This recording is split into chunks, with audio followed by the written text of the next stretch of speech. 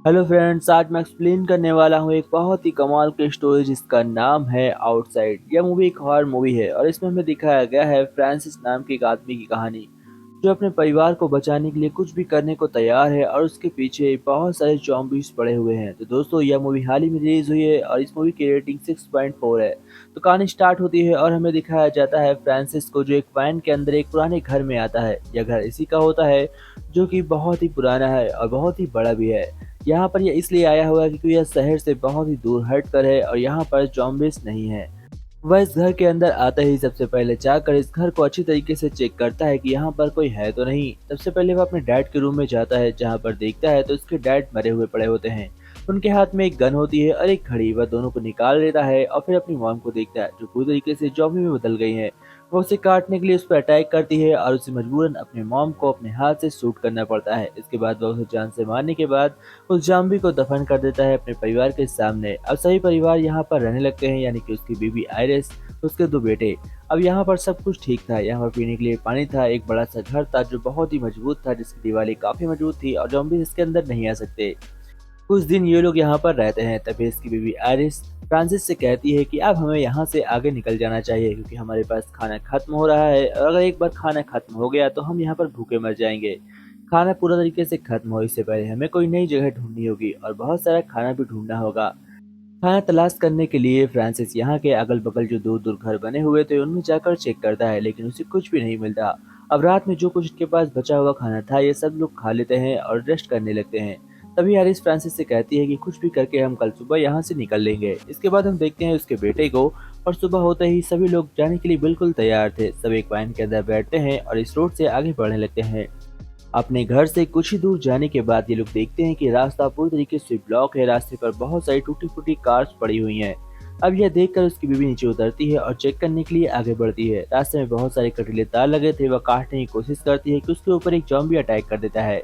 तभी उसका husband Francis Aaris से कहता है कि तुम नीचे झुको। जैसे ही आरिस नीचे झुकती है तो वह गन से उसे शूट कर देता है। जॉम्बी के मरने के बाद गन के साउंड से बहुत सारा साउंड बाहर आता है, जिसकी वजह से वहां पर और ढेर सारे ज़ॉम्बीज़ आ जाते हैं। उसके पास एक ग्रेनेड होता है जो कि वहीं पर पड़ा होता है। वह उस ग्रेनेड से उठाकर सभी ज़ॉम्बीज़ को मार देता है। फिर वह अपने परिवार को वापस उसी घर में लेकर चला जाता है। दूसरे दिन होने के बाद फ्रांसिस अपनी कार को वापस लेने के लिए आता है, लेकिन कमाल की बात होती है कि उसकी कार खराब हो चुकी है और वह उसमें से डीजल निकाल कर अपने घर ले आता है। फिर उस डीजल से वहां पर वो लौटने के बाद अपने घर में रोशनी करता है, यानी कि बल्ब जलाता है, ताकि वह अपने मोबाइल फ़ोन को चालू कर सके और अपने टीवी को चालू कर सके ताकि उसे कुछ न्यूज़ पता चल सके। लेकिन टीवी पर कोई न्यूज़ नहीं आ रही थी, इसलिए वह कैसेट प्ले करके देखने लगता है। फिर रात हो जाती है। रात में वो अपनी पत्नी के साथ कुछ देर आराम करता है और सुबह होते ही सब कुछ नॉर्मल था। फ्रांसिस सभी को विश्वास दिलाता है कि वह अपने परिवार को कुछ भी नहीं होने देगा। तभी वह अंडे लेने के लिए फार्म में जाता है, जहाँ पर एक डॉग आ जाता है और उसे काट लेता है। वह घबरा कर वापस आता है और अपनी बीवी से मदद मांगता है। इसके बाद वह अपने बेटे को गार्डन में ले जाकर गन चलाने की प्रैक्टिस कराता है ताकि वह भी स्ट्रांग हो जाए और जरूरत आने पर अपने परिवार की सुरक्षा कर सके। लेकिन गन की आवाज़ सुनकर यहाँ पर भी बहुत सारे ज़ॉम्बी आ जाते हैं, जिससे बचने के लिए वह अपने परिवार को फौरन अपने घर में लेकर जाता है, अपने घर को लॉक कर लेता है। अब उसके दरवाजे पर सैकड़ों ज़ॉम्बी इंतजार कर रहे थे कि वह कब घर से बाहर निकलेगा और कब ये लोग उसे खा लेंगे। लेकिन तभी वहाँ पर अचानक से एक कार आती है जिसमें कि एक अनजान आदमी होता है। वह अपने कार का हॉर्न यूज करता है, जिसे सुनकर सभी ज़ॉम्बी उस कार के पीछे ले जाते हैं और इसका घर सुरक्षित हो जाता है। सुबह होते ही फ्रांसिस सबसे पहले नदी के पास जाता है क्योंकि उसका फार्म बुरी तरीके से टूट गया था और उसमें न एक ही मुर्गी होती है, न एक भी अंडे होते हैं। वह तालाब में मछली पकड़ने के लिए जाता है, जहाँ पर वह उसी अनजान आदमी को देखता है जो एक कार के अंदर वहाँ पर बैठकर मछली पकड़ रहा था। वह अनजान आदमी फ्रांसिस को एक मैप देता है जिसकी मदद से वह इस वर्ल्ड को अच्छे तरीके से समझकर वहाँ पर आ सकता था, यानी कि उसके साथ आ सकता था। लेकिन फ्रांसिस जाने से इनकार करता है और कहता है कि मैं अपने घर में रहूंगा। तभी रास्ते में उसे एक ज़ॉम्बी मिलता है जिसे वह बुरी तरीके से मार देता है और अपने घर में आकर झूठ बोलता है कि बाहर बहुत सारे ज़ॉम्बी हैं, हमें यहीं पर रुकना होगा। ये बहुत सारा खाना ले आया था ताकि यह कुछ दिनों तक यहाँ पर आराम से रह सके, इसलिए इसे जाने की कोई फिक्र नहीं थी। फिर वह एक क्रिसमस ट्री का पेड़ तैयार करता है और सभी अपने परिवार वालों को बुलाता है। वहाँ पर अच्छे तरीके से डिश बनाकर सभी खाना खाते हैं और क्रिसमस मनाने लगते हैं। हालांकि आज क्रिसमस नहीं था, लेकिन सभी खुश होने के लिए कोई भी पल को एंजॉय करना चाहते थे। उसकी बीवी कहती है कि यहाँ पर ज़्यादा दिन तक हम टिक नहीं पाएंगे क्योंकि हमारे पास सच में खाना नहीं है और तुम किस तरह कब तक मछली पकड़ कर लाते रहोगे, एक ना एक दिन हमें भूखे यहाँ पर मरना ही पड़ेगा। लेकिन उसके बेटे कहते हैं कि मॉम यहाँ पर सुरक्षित है, अगर हम बाहर जाएंगे तो ज़ॉम्बीज़ हम पर अटैक कर देंगे। तभी फ्रांसिस गुस्से में अपने जेब से मैप निकालता है और उस मैप में आग लगा देता है।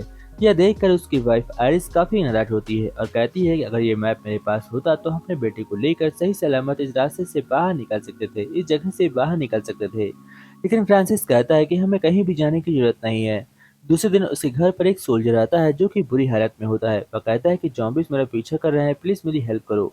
वो लोग उसे अपने घर में बुलाकर पनाह देते हैं, लेकिन सुबह होते ही हम देखते हैं कि फ्रांसिस उस सोल्जर को बुरी तरीके से जान से मार देता है क्योंकि वह इन्फेक्टेड था, ऐसा फ्रांसिस को लग रहा था, लेकिन हालांकि वह इन्फेक्टेड नहीं था। अब उसके मरने के बाद सभी लोग यहाँ पर आराम कर रहे होते हैं, लेकिन हम देखते हैं कि जैसे ही उसे बाहर फेंका जाता है तो वह एक जॉम्बी में बदल जाता है और वह उसके परिवार के ऊपर अटैक कर देता है। फ्रांसिस आकर उसे जब तक जान से मारता है तब तक वह उसके बेटे के हाथ में काट लेता है। यह देखकर एरिस काफी घबरा जाती है, लेकिन एरिस पहले एक नर्स रह चुकी होती है, इसलिए वह घबराहट के साथ दिमाग का उपयोग करती है और अपने बेटे का हाथ काट देती है। उसके बाद उसे इंजेक्शन देकर उसका खून रोक देती है और फ्रांसिस से कहती है कि तुम फौरन एक कार ढूंढ कर लेकर आओ, हम इसे लेकर आज ही यहाँ से बाहर निकलेंगे ताकि हमें कोई कैंप मिल सके और उस कैंप में डॉक्टर इसकी मदद कर सकें। अब फ्रांसिस कार लेने के लिए बाहर जाता है, लेकिन इसका बेटा इससे पहले कि वह कार उठाता, इसका दूसरा बेटा फ्रांसिस को गोली मार देता है क्योंकि रात में वह पहले ही यहाँ पर भाग आया था। फिर फ्रांसिस का बेटा जोस कार लेकर वापस जाता है और अपनी मां को सही सलामत वहां से बाहर निकाल लेता है और आखिर में 3 लोग सही सलामत बच जाते हैं। इसी के साथ यह मूवी एंड होती है। Take care friends.